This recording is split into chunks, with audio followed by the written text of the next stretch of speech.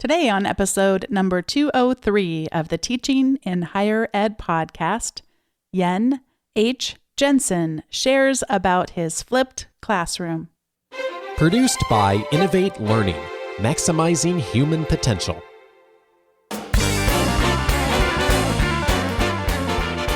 Welcome to this episode of Teaching in Higher Ed.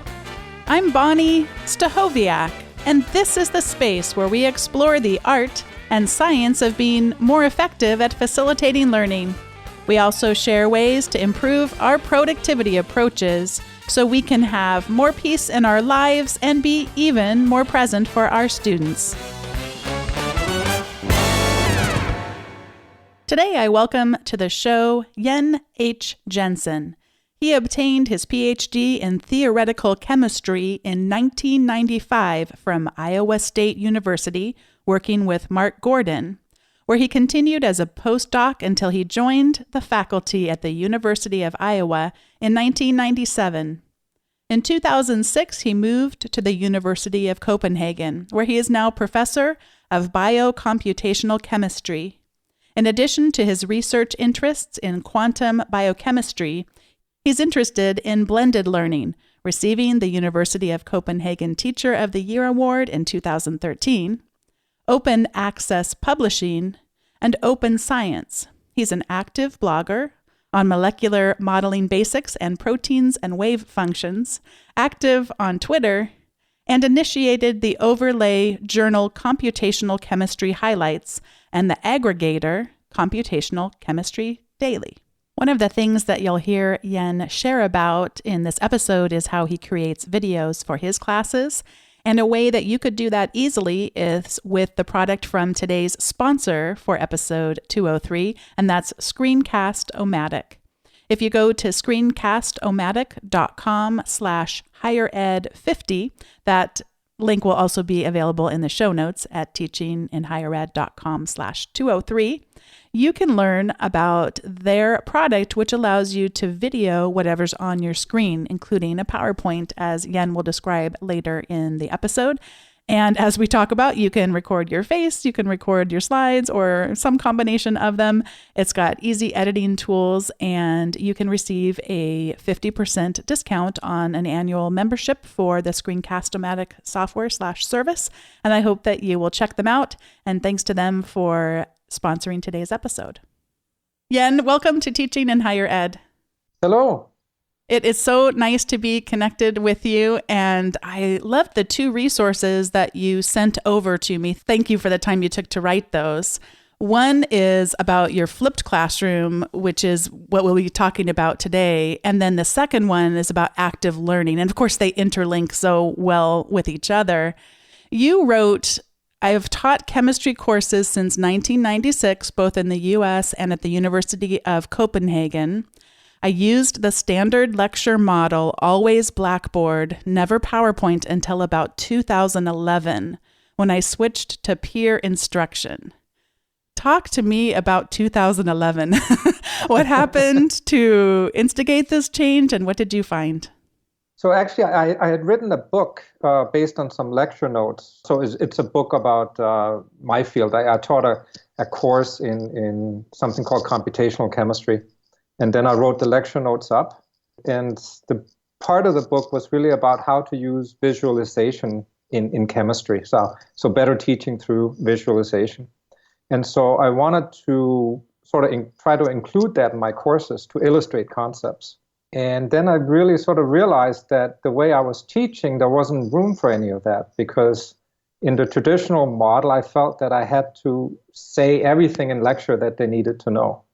And so I was always running over time and running behind and things like that. And there just wasn't room for anything new. And so then I think I must have Googled alternatives to lecture or something like that. And one of the things I came across was Eric Mazur's, one of his videos on YouTube. I can't remember, it's something like in Confessions of a Converted Lecturer, I think. And that sort of gave me, that sounded very interesting. And so that sort of got me started on that path.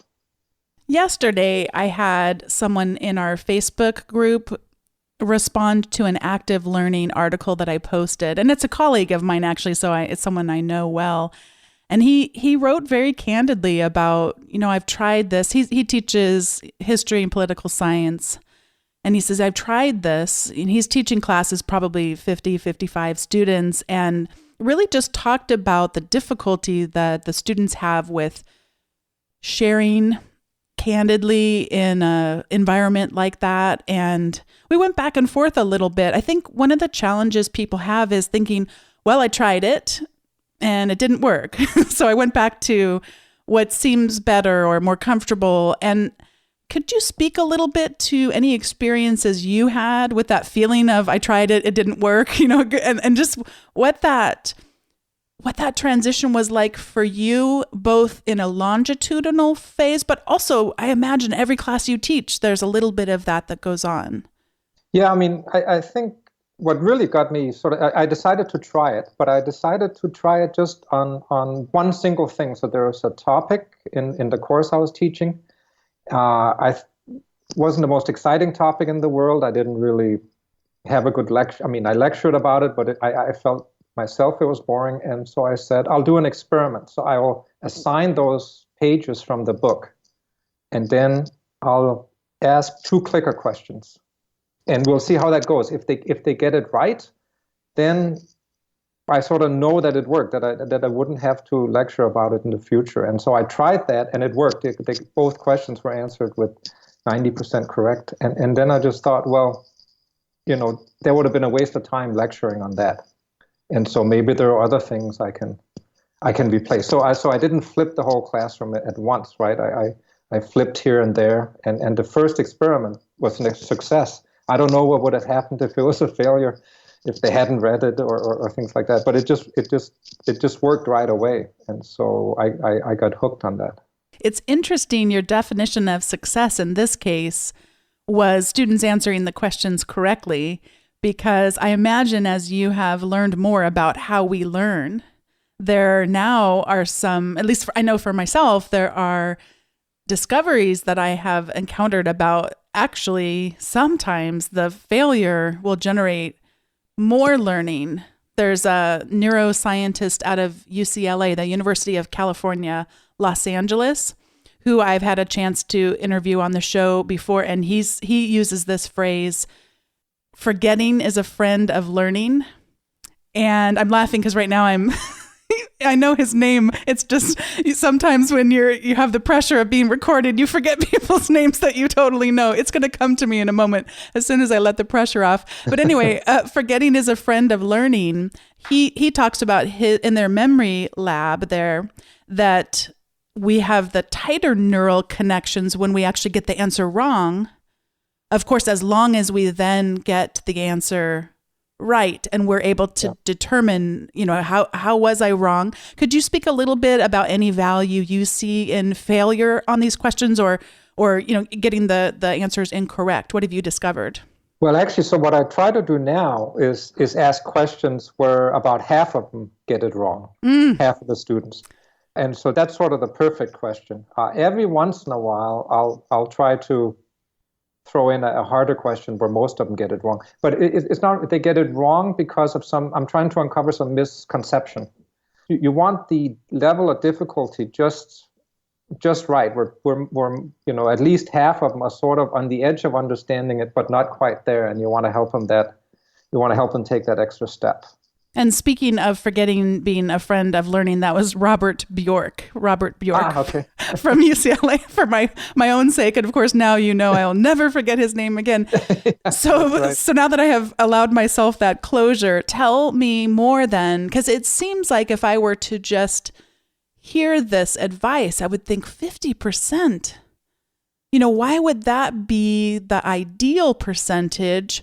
Even because you would think that, at least I would think, well, I now know that this percentage of them got it wrong. I want to fix that.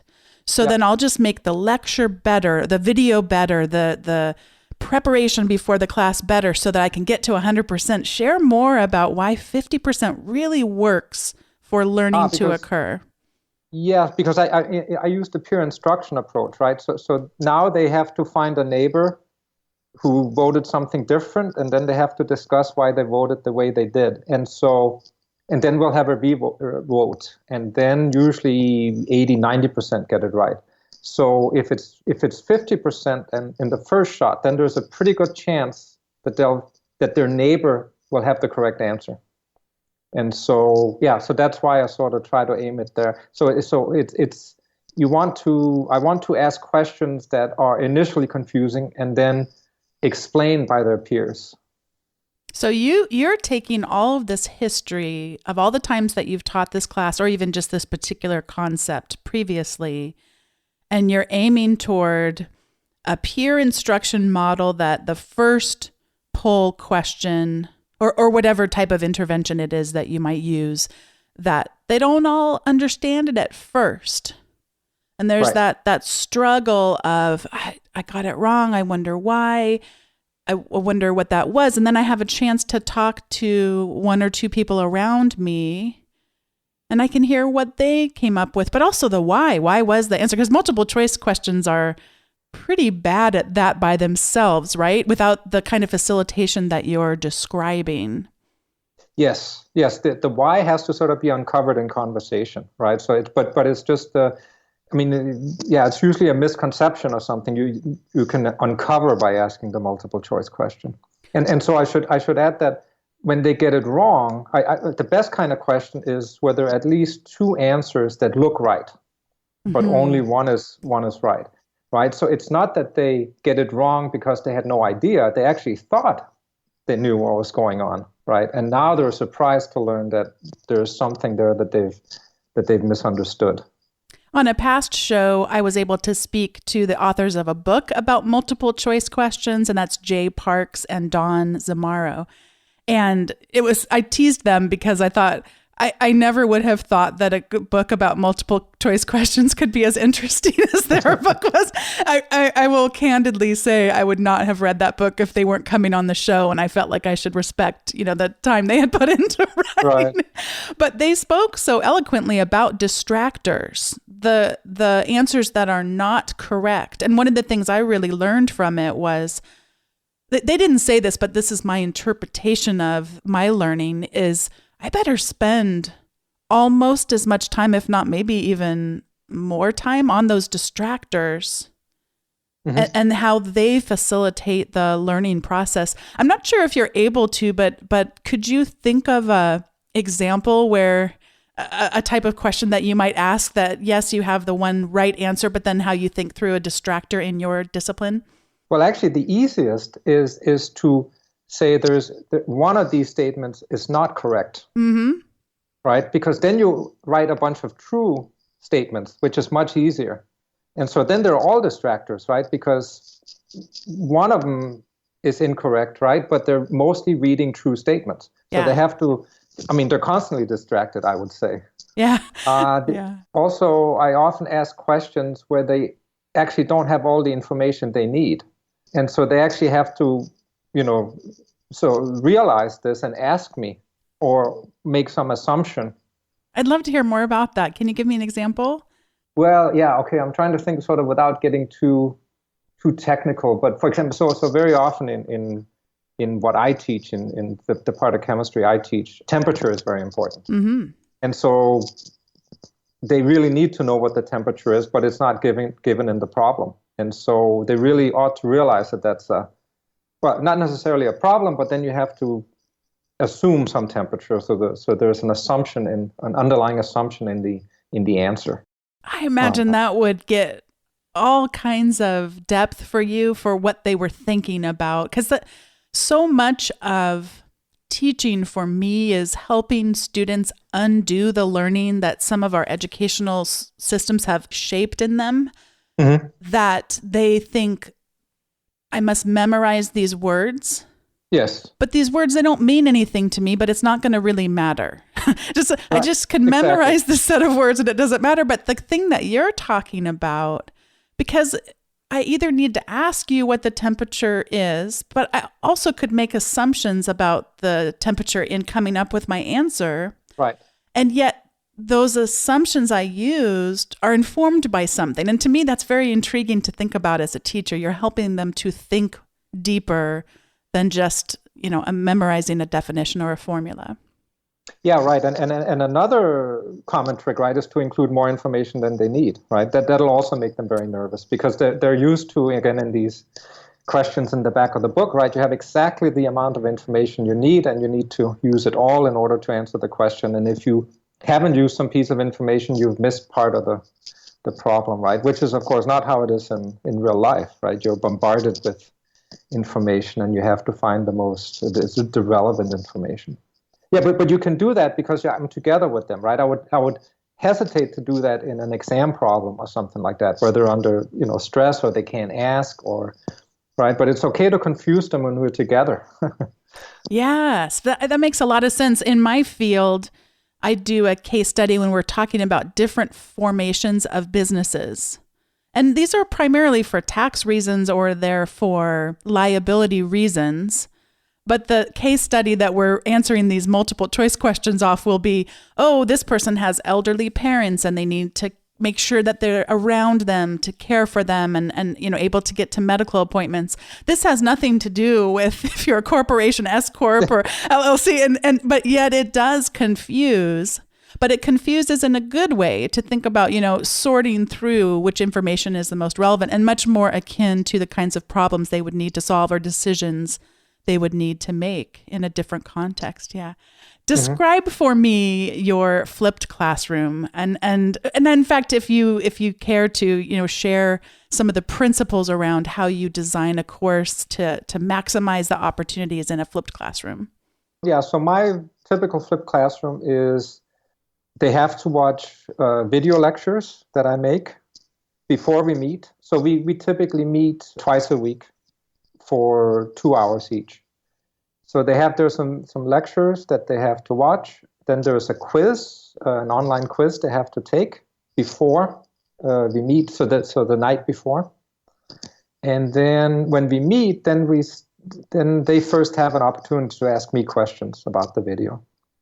And when they run out of questions, then I have these multiple choice peer instruction questions that we then go through with clickers. And when I say clickers, I really mean, like cell phones and so virtual clickers. What is your goal for the quizzes that the students take before they come to the class in terms of percentage correct, et cetera? Okay. So they can take the quiz as many times as they want, but they have to keep taking it until they get everything right. Mm.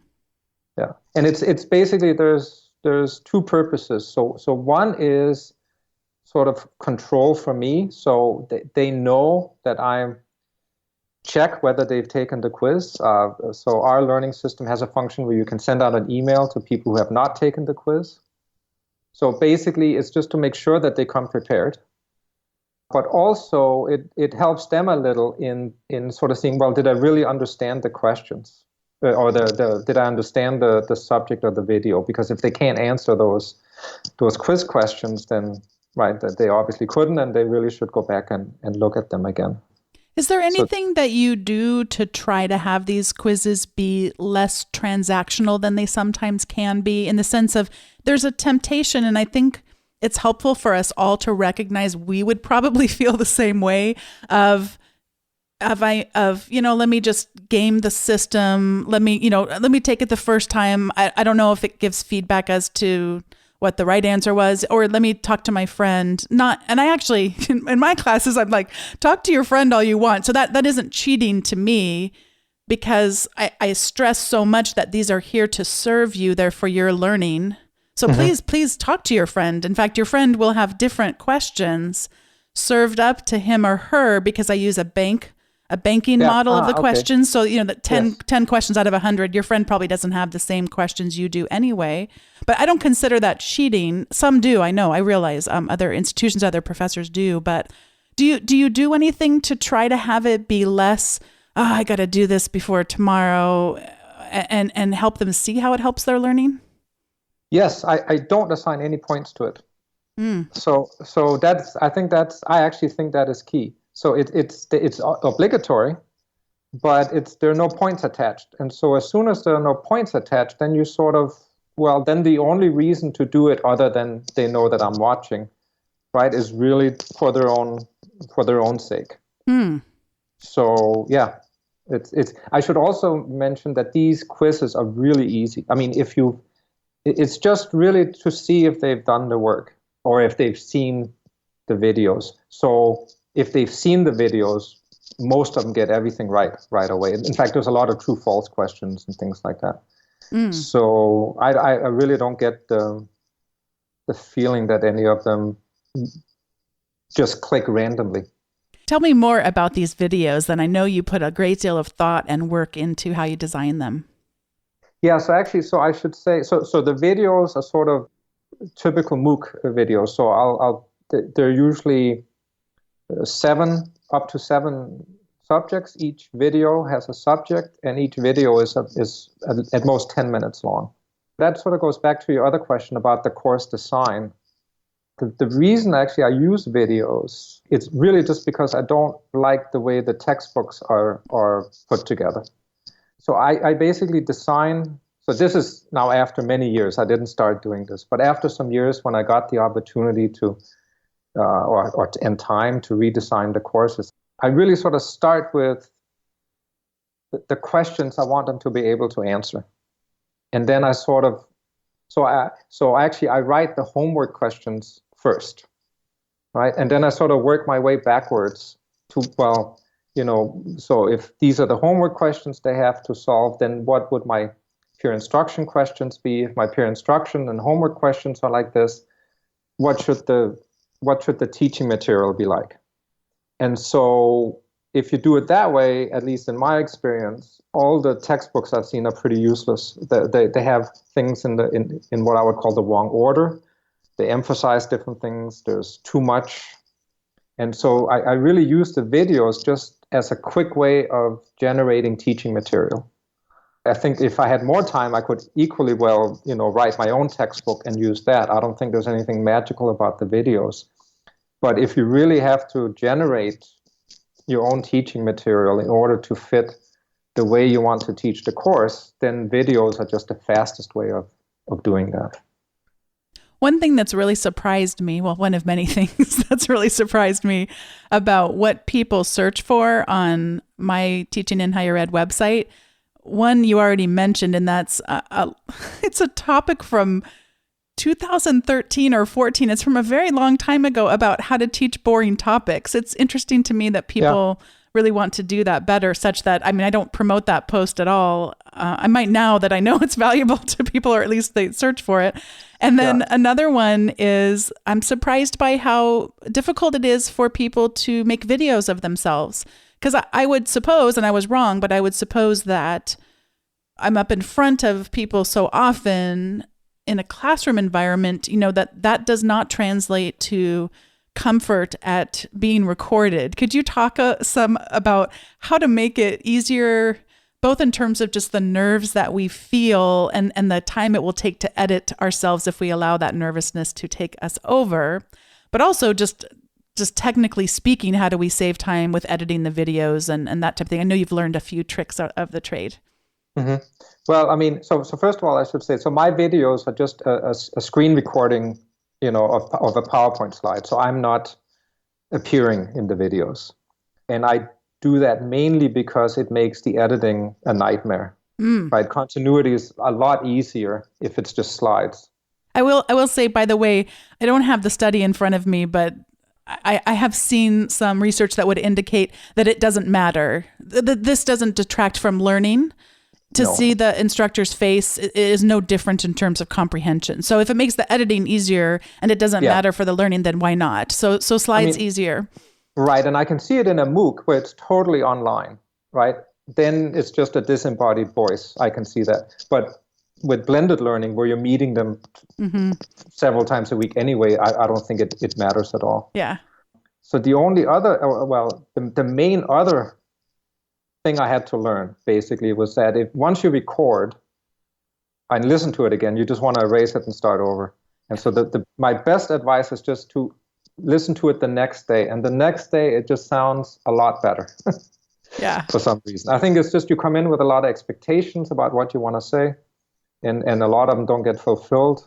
You miss things or things like that. But if you listen to it the day after, it's really not that bad. It's certainly not worth re-recording again. So that was sort of the one thing I had to learn. It's intriguing to me how much students want our authenticity in these tools as well. I was recording something called a pencast, which I know you reference in your materials as well. So I'm drawing while I'm recording my voice. And back then, I used to do it actually on a piece of paper with something called a smart pen, although today's tablets and today's devices, the stylus tools are so much better than they used to be that I've now gone completely digital. But back then it was, writing and recording, and I sneezed in the middle of one of my recordings. But again, today, if I did that, knowing what I know now, I wouldn't fix it. But if I hadn't learned that, it'd be so easy to edit. Why not take out the sneeze? But back then, with the tools that I had, I thought, I'm not recording this again. I'm not going to do it. And they loved it. The next day I saw them and they said, I laughed so hard when you sneezed. We can be human and disarm them a little bit. And especially teaching subjects like you do that are difficult cognitively. Why not help with some of these just ways to lessen the stress a little bit? Yeah, I couldn't agree more. And the other thing you have to remember is that these people watch, thousands of hours of YouTube with people doing much worse things. So, they're so used to it. And I think finally the thing is just, one thing you have to get used to a little bit is just how your own voice sounds and how you speak. But you just have to remember that you're not speaking in a special way on videos. This is how you always sound. So this is what people expect.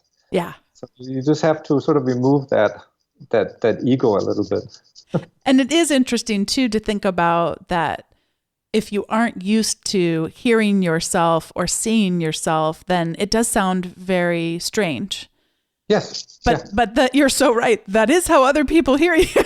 That is how other people see you. And, for podcasting, as long as I have, the voice that I hear is now, it's not so strange to me because I listen a lot. I try to always get better at what I'm doing. So I do listen back to old episodes and it is something that you can become accustomed to in my experience. Absolutely. Yeah. It doesn't really take that long. Then you're used to it. Another big obstacle that people experience is that this really can seem so overwhelming. I talked about not wanting to erase a sneeze because of the time it would take me. If we extend that to how long it takes just to do this with a course, it's overwhelming. You have wonderful advice for us to move toward a flipped classroom model without it just seeming overwhelming. Could you talk a little bit about how you did it and what you recommend to us? Yeah, so I guess I would say if you're starting a course from scratch, then I don't really think it's that much more work to flip it. So, recording the video in and of itself doesn't really take that long. It takes a long time to make the PowerPoint slides. But if you probably have to do that anyway, if you're starting a new course, or you have to make your lecture notes. So if you're taking over a new course and you want to use your own teaching material, then flipping it is really not that much extra work. Of course, if you already have a traditional course and you want to flip it, then that's basically like starting a new course again. And so then definitely taking it in pieces, in small pieces is the best way. So you can do that either by, let's say, introducing a clicker question once a week. So assigning a little bit of the textbook that they have to read themselves, and they'll get a clicker question, and then you lecture about the rest. Or you can take a week and say, okay, this week we're flipping completely. Right here, I won't lecture. Then you've generated some questions for that week. Next year, you can use 2 weeks or something like that, and just slowly flipping it. And I think that worked fine. That's how I did it for one of my courses, certainly.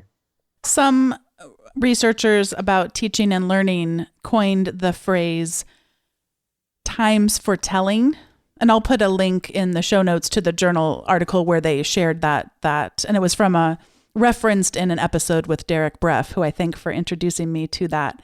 So times for telling would be where you talk about a boring subject. Well, What can you put up front of that topic that helps make it more relevant? Mm-hmm. And I think of a recent episode about active learning where the professor taught environmental science. And I imagine some aspects of environmental science might be really boring. I apologize to my colleague. But he always puts up front of every class what news stories relate to today's topic. And in that particular one, he shared about Disneyland. This was more than a year ago, but Disneyland had an outbreak of Legionnaire's disease. And so he was talking not about the marketing, because I think about the marketing aspect of that for Disneyland, but he's thinking about the science of the vapor, and I'm sure temperature was involved in this as well. So times for telling could be another way to make flipping your classroom seem a little bit smaller.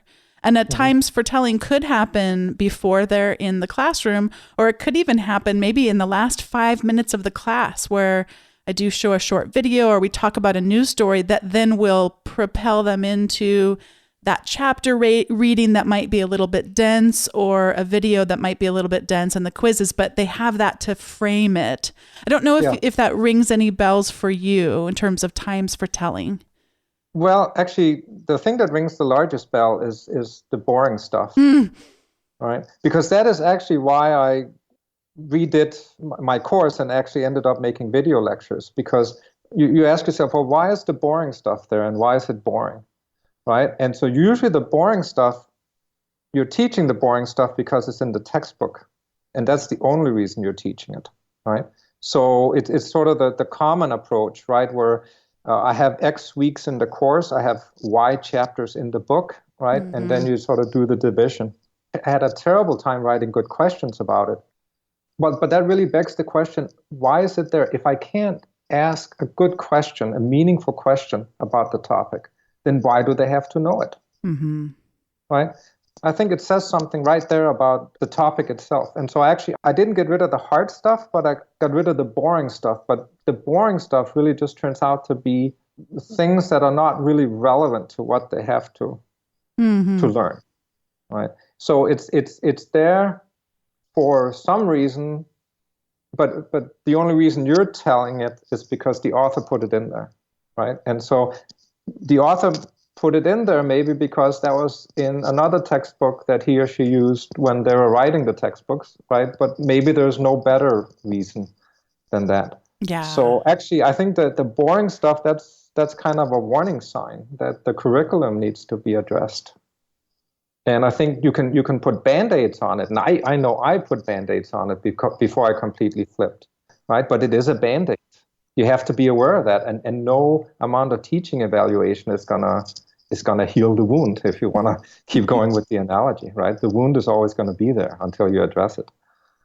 Before we move on to the recommendations segment of the show, would you share about just in time instead of just in case? Yes, because that actually goes right to what I was talking about with the boring stuff. So a lot of boring stuff is the just in case. The only reason I'm telling you this is because you'll need to use it later. And that later will be super interesting. But right now, just cling to the fact that just trust me that it'll be super fun in a couple of weeks. Right now it's boring because you need to know this in order to answer that. Well, just in time, you start with the exciting stuff. This is important. This is super important. Now, can you answer this? If you can't answer this, why? Well, that's because you need to know something. So you motivate it immediately. And so, well, that basically allows you to see what is actually boring, meaning it's irrelevant to the question that you want to, the important or the fun question that you want to talk about. Or maybe it's not so boring if you really see what the context is.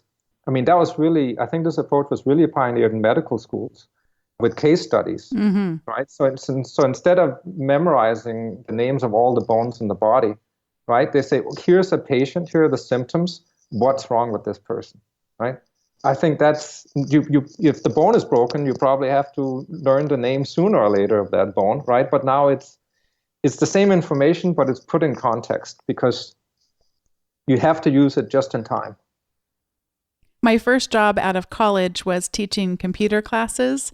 And this was many moons ago when we were just coming out of WordStar.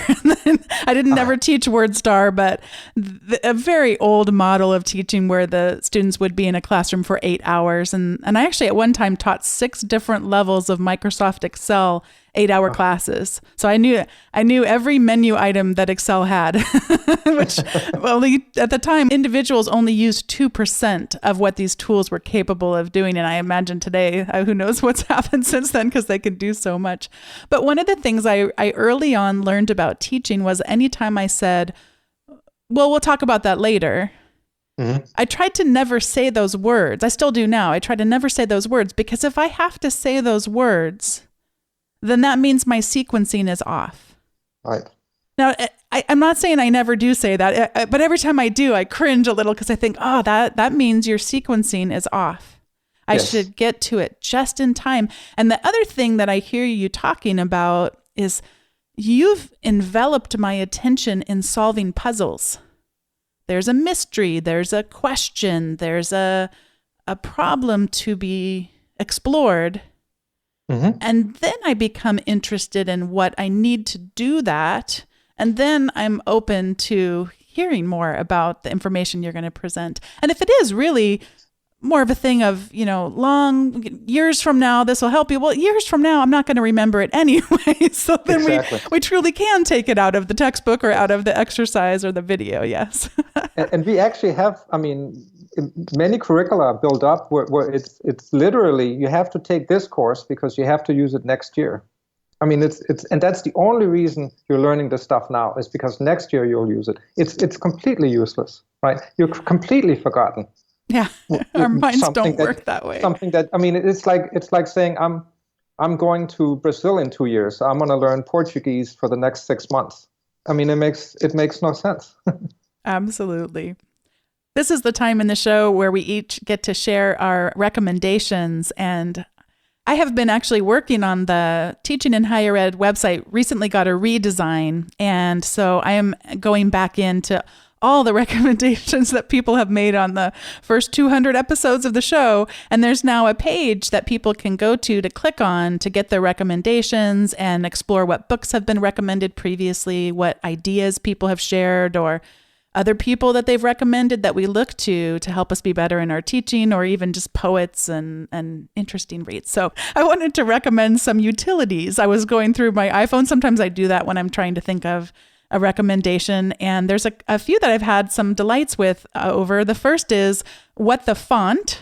What the Font allows you to use the camera on your phone through this app to tell what a particular font is. And in the Teaching in Higher Ed website redesign, I will say I'm very fond of the new fonts that are up there. So if you wanted to know what they were, you could use this app and point at it and find out what the font was that I decided on. I should say my designer recommended for the website.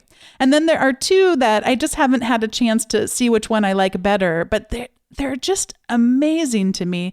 They both are digital, or I don't even know how to describe it, tape measures. So I take my phone with this app. One is called Air Measure and the other one is called Tap Measure. And we have a little retreat in our master bedroom, and we've thought about making a second podcasting studio because, believe it or not, my husband and I often will have conflicts over trying to podcast in the same place. And we thought maybe we would do the equipment. So I wanted to know how we might go about doing that in that room. And I can just hold my phone up and tap in the corner of the room, and then tap in the corner, and then tap in the corner, and so on, and have a floor plan of the room. And I have not tested it for its precise accuracy yet, so I can't speak to that. But I'm just marveling at the fact that this is even possible with our phones. You can measure something without a measuring tape. But it looks pretty accurate to me. But again, I have not literally gone with the tape measure and seen if it was 100% accurate. But those are fun to play with a little bit. And I'll have links to those in the show notes and also on the new recommendations page. And Yen, let me pass it over to you to share what you would like to recommend. Well, actually, so it's a book called Make It Stick, The Science of Successful Learning. And so it's written by 3 people. So one is, well, at least one of them, I can't remember which, has done a lot of actual research in learning, so cognitive studies and things like that. And in the past, I've tried to read those too, but they've been awfully dry and full of jargon, and I can't really make any sense of it. But this person teamed up with a storyteller. So basically someone who sort of made up stories or scenarios that illustrated some of these things that cognitive science has found out about effective teaching. So it's presented in a really useful way. So it's a book that I've bought many copies of and given to my colleagues here in the department, who I thought would actually take the time to read it. So I can really recommend it. It's very practical, but I think it really showcases some of the most important findings in cognitive science that's been applied to teaching. And it's really a shame that we don't take advantage of these research results, right? So I'm in a research institution. Always read the latest papers, and you always try to incorporate those into your research. We really should do the same with our teaching. But I do understand that it's hard for a person. It's hard for me to pick up a journal article in in cognitive neuroscience or something like that, and then apply it to my teaching. But I think these authors, this author team, has done an admirable job of sort of condensing and translating it. The other thing that I like about how they've approached the book and just how you approach your sharing about your teaching methods is that this applies to all of us. It's not like we're teaching, these underlings who are so different than us. We have to, do that in a condescending way. This is how people learn. Exactly. So we can learn about ourselves too, and how we learn, and just continue to facilitate our own lifelong learning. I like that part as well, because it's centered around, the subtitle is The Science of Successful Learning, and we all can benefit from that to become better teachers and also to become better learners. Absolutely.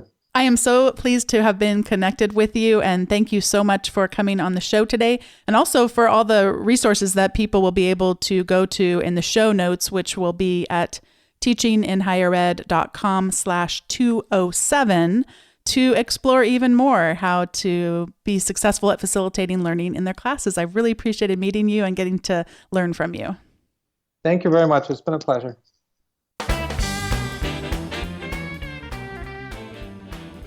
It's been great talking to Yen H. Jensen about the way he flips his classroom. Thank you so much for your time and for your expertise on today's episode.